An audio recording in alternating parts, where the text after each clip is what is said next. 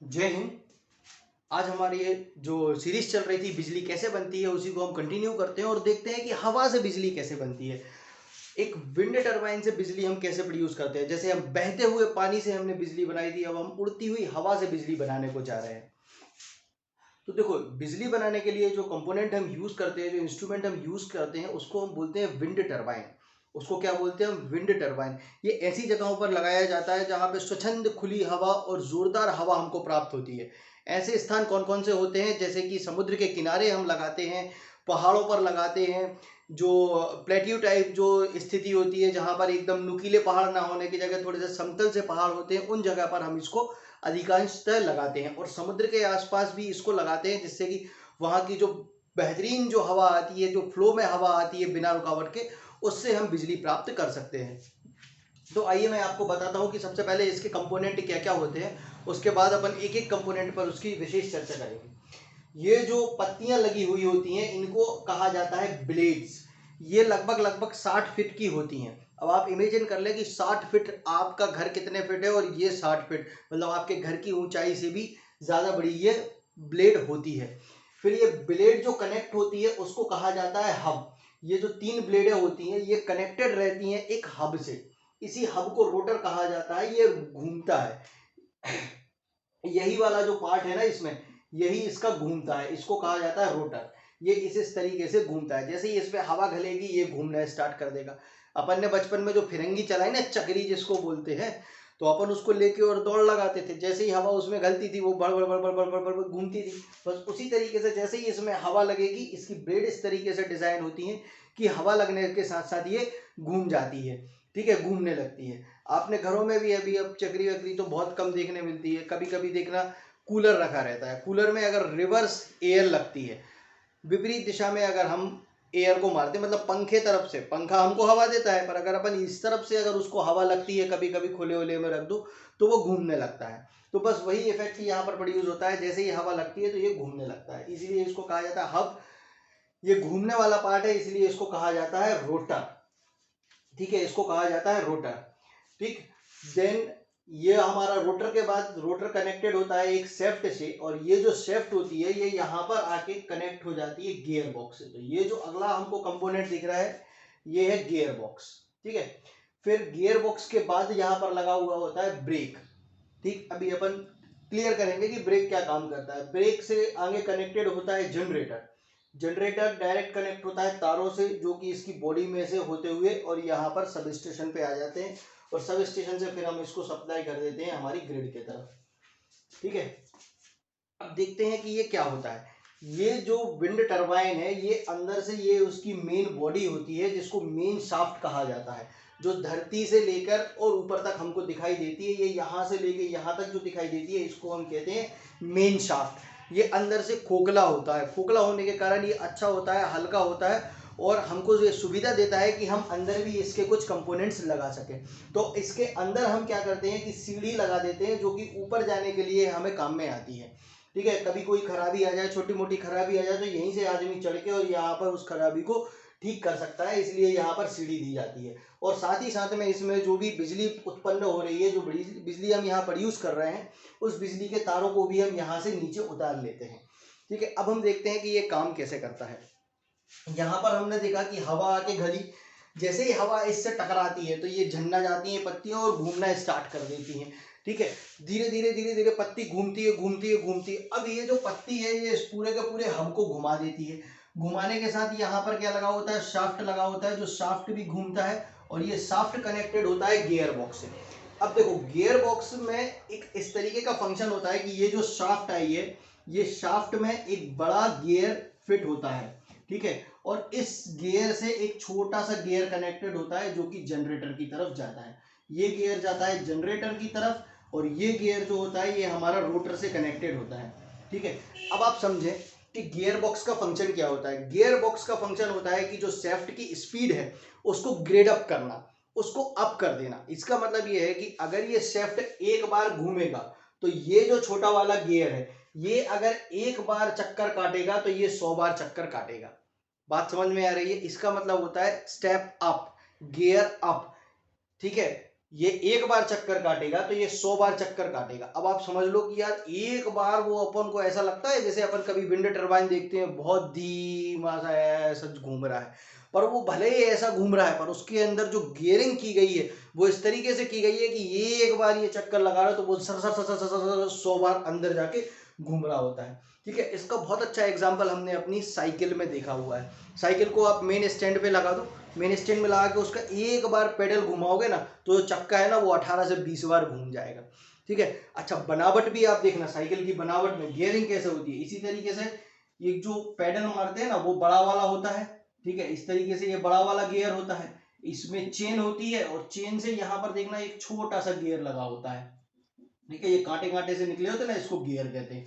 अब देखो इसको अगर हम एक बार घुमाएंगे ना तो ये 18-20 बार ये घूम जाएगा। ठीक है, तो इसीलिए एक को जिस पे हमें ज्यादा स्पीड चाहिए होती है उसको अपन छोटा बनाते हैं। छोटा बनाने से इसमें मान लो 10 दांत है, दांत होते हैं ना गियर में, तीथ जिनको बोलते हैं। तो गियर में अगर वो जो नुकीली नुकीली डंडियां सी उठी हुई होती है उन्हीं को हम तीथ बोला जाता है। इसमें कितना है, 10 है, इसमें अगर हमने देख लिया कि भाई 100 है। ठीक है, तो अब ये एक बार घूमेगा, एक बार घूमेगा और इसमें 10 थे। अब सपोज करो इसमें 100 दांत है और इसमें 10 दांत है, तो एक बार ये पूरा का पूरा अगर ये घूमेगा तो 10 बार ये घूम जाएगा। घूम जाएगा कि नहीं, ये ऐसे ऐसे ऐसे चिपके रहते हैं ना दांत एक दूसरे से, तो ये 100 बार घूमेगा तो ये 10 बार घूम जाएगा। समझ में आ रही बात? ठीक है, ये मैकेनिकल इंजीनियरिंग का पार्ट है। अभी आप ये इस बात को समझो कि भाई इसमें 10 है, एक दांत एक से टच होता है, एक दांत एक से टच होता है, एक दांत एक से, तो भाई ये पूरा का पूरा ये जो छोटा वाला गियर है ये 200 बार 10 बार घूम जाएगा। ठीक है, समझ में आई? इसी तरीके से यहाँ पर जो शेफ्ट से जो गियर कनेक्ट होता है वो बड़ा साइज में बड़ा होता है और जो जनरेटर से लगा हुआ होता है वो छोटा होता है। इसी के कारण क्या होता है कि ये एक बार घूमता है और वो 100 के रेशियो में, मतलब अगर हम इसका रेशियो देखें तो 1:100। ठीक है, एक बार ये घूम रहा है तो 100 बार जनरेटर वाला घूम रहा है, मेन शेफ्ट से जो जुड़ा हुआ है वो घूम रहा है। तो यही हमारे गियर बॉक्स का काम होता है कि उसकी गियरिंग को आगे बढ़ा देना, उसके गियरिंग को स्पीड अप कर देना। ठीक है, आपकी गाड़ियों में भी जो गियर बॉक्स लगे हुए हैं तो वो भी इसी सिद्धांत पे काम करते हैं। जरा से पेट्रोल से, जरा सी इंजन की पावर से वो ज्यादा बार उसको रोटेट कर देते हैं, किसको, हमारे जो ड्राइव चेन होती है उसको।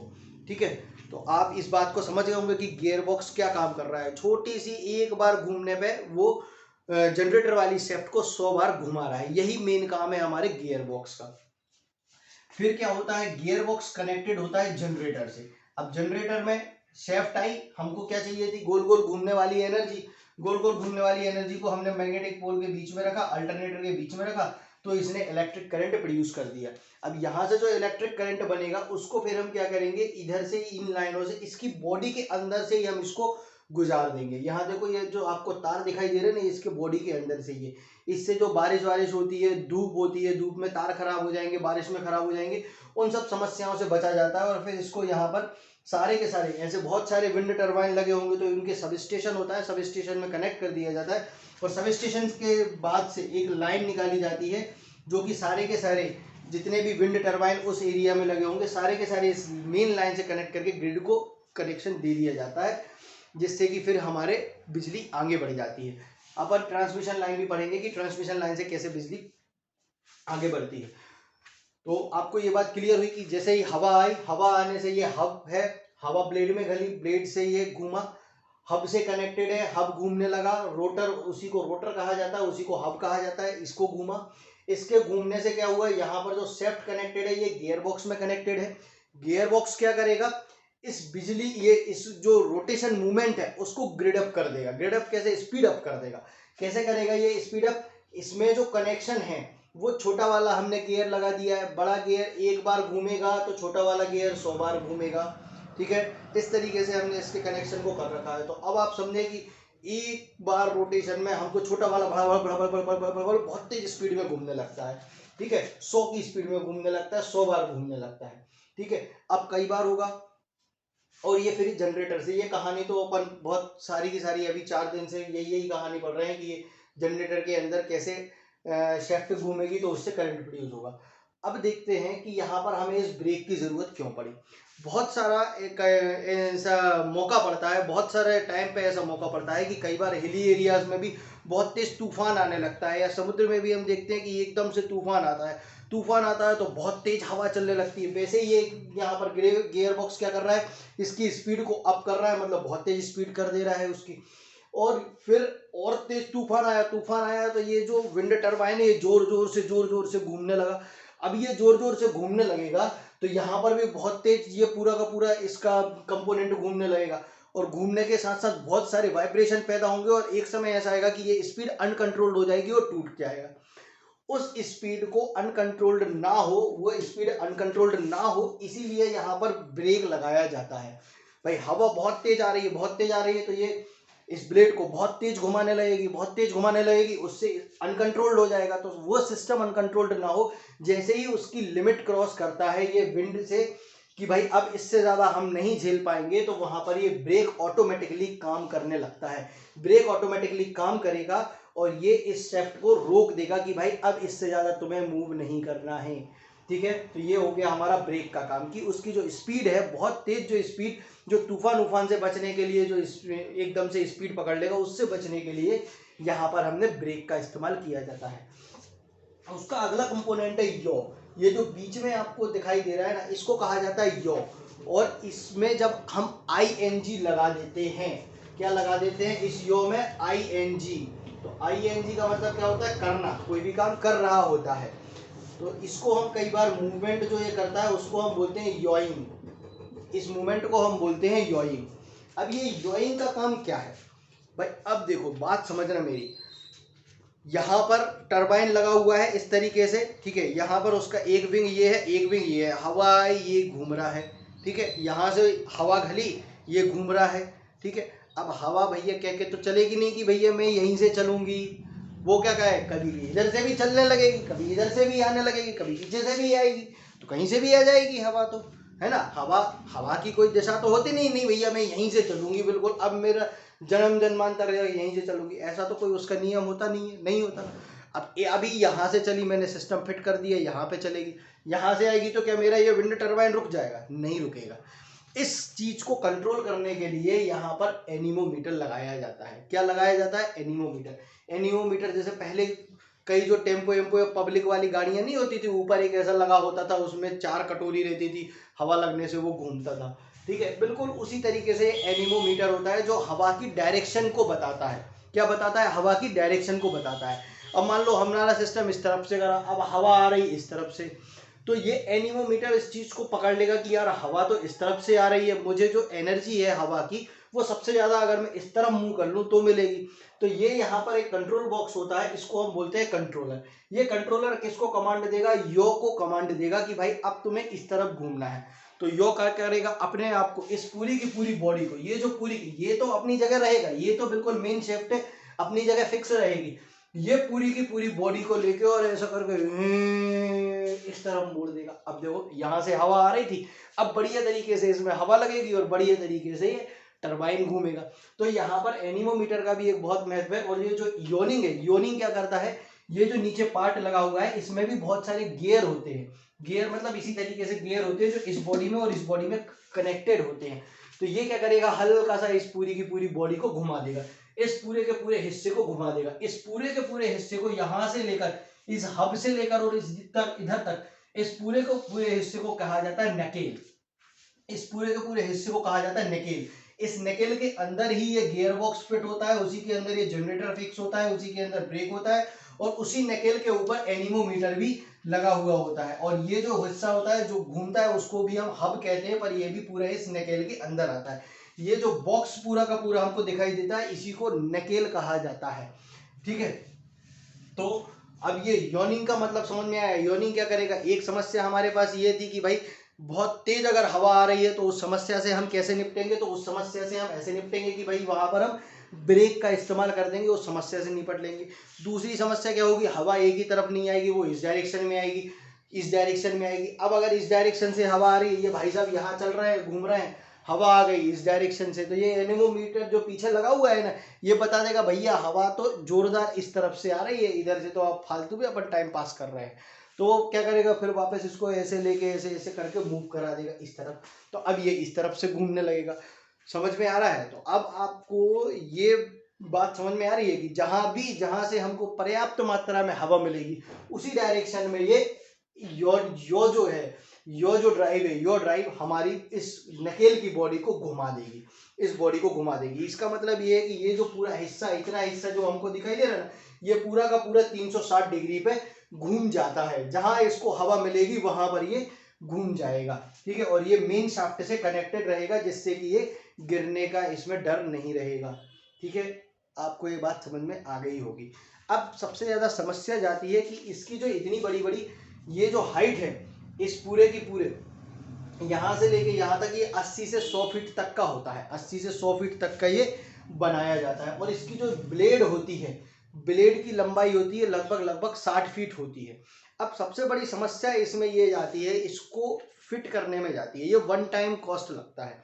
वन टाइम कॉस्ट का मतलब ये होता है कि जब अपन इसको सेटअप करते हैं तभी इसके पार्ट्स कंपोनेंट बहुत महंगे महंगे आते हैं।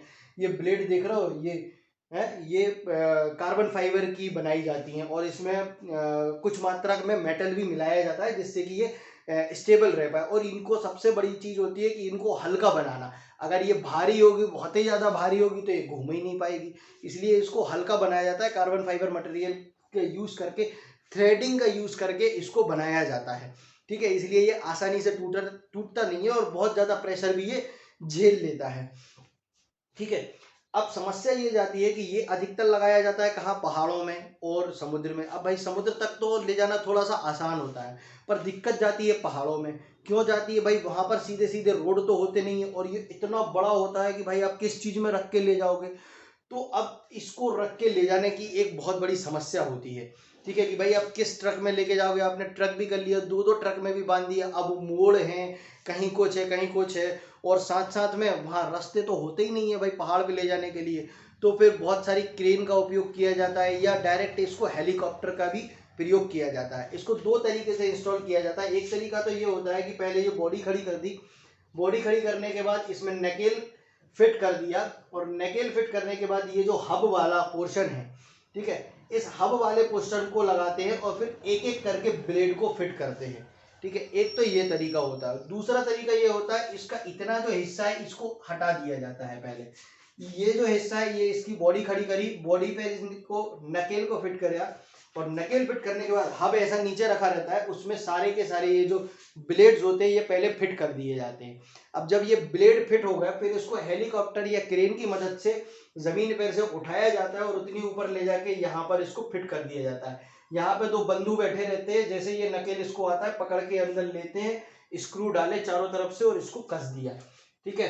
तो इस तरीके से इसकी फिटिंग की जाती है। जो सबसे बड़ी समस्याएं जो है इसके ट्रेवलिंग की है कि भाई ब्लेड को वहां तक ले जाने की समस्या होती है। कई बार रास्ते में ही इसमें टूट फूट हो जाती है।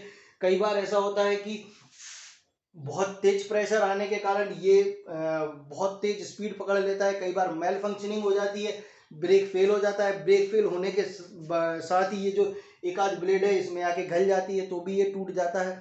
तो जो समस्या है वो यही समस्या है, बाकी इसमें कोई विशेष समस्या नहीं होती है और बहुत ही अच्छी और एक क्लीन एनर्जी मिलती है। आप देख रहे हैं ना, यहाँ पर हम परमाणु का उपयोग कर रहे हैं इस शेफ्ट को घुमाने के लिए, ना ही हमने कोई कोयला जलाया है, ना ही कोई और ईंधन जलाया है। सिर्फ हवा आ रही है और इसको झुला रही है। हवा आई और इसको झुलाया। क्या मंद पवन में घूमता रहता है बेचारा अकेला। देखो बिल्कुल शांत वातावरण रहता है। कई बार आप देखेंगे जहाँ विंड फार्मिंग होती है, विंड फार्मिंग में आप देखेंगे जैसे यहाँ पर देवास में है। मैं जब कच्छ में था तो वहाँ भुज जाते थे, तो वहाँ रास्ते में भी ऐसे समुद्र के किनारे बहुत सारे विंड टरबाइन थे। बेचारे अकेले खड़े रहते हैं पर अपनी ही मस्ती में घूमते रहते हैं, और जब वो मस्ती में घूमते हैं तो अंदर ये शेफ्ट लगी होती है, इसको जोरदार घुमाते हैं। बिल्कुल इनको चैन नहीं है। यहाँ पे जो शेफ्ट रहेगी ना कनेक्टेड, इनको चैन नहीं है। ये तो घन घना के अब ये एक बार घूमेगा, उस बेचारे को 100 बार घूमना है। समझ रहे हो? जो इस बेचारे को 100 बार घूमना है, घूमने के साथ साथ उस पर लोड भी है, ये मैग्नेटिक लोड भी है, सूर्य करंट भी बनाएगा, ठीक है। तो ये करंट आके और फिर हमारे घरों तक सप्लाई होगा। तो बहुत अच्छी ये ग्रीन एनर्जी है। और आज के आने वाले समय में ये जो विंड एनर्जी है, सोलर एनर्जी है, इन्हीं का ज़माना है। और यही अब हमारा धीरे धीरे करके ट्रेडिशन बनने वाला है। अभी जो ट्रेडिशनल हम यूज़ कर रहे हैं उनको छोड़ के आज के नए ज़माने की जो ग्रीन एनर्जी है वो यही सारी एनर्जी ही है। ठीक है, तो आई होप कि आपको ये कॉन्सेप्ट समझ में आया होगा कि कैसे हमने चलती हुई हवा को बिजली के तारों में गुजार दिया। ठीक है, इस चलती हुई हवा से बिजली बना दी और बिजली के तारों में जान डाल दी है। ठीक है, और यही जो बिजली है ये जो तारों से गुजर के आ रही है यही हमारे घरों को अब रोशन कर रही है और आने वाले समय में ये और भी ज़्यादा डेवलप होंगे और हमारे देश में और जो भी पूरे के पूरे वर्ल्ड में हम इस हवा का बेहतर उपयोग कर पाएंगे। ठीक है, ओके, ऑल द बेस्ट। और अगर इसमें आपको जो भी कुछ समझ में ना आया हो या कोई भी डाउट हो इससे रिलेटेड तो आप मेरे को डायरेक्ट कमेंट करके ईमेल करके भी मुझसे डायरेक्ट डाउट पूछ सकते हैं। ठीक है, तो have a nice day, bye, take care.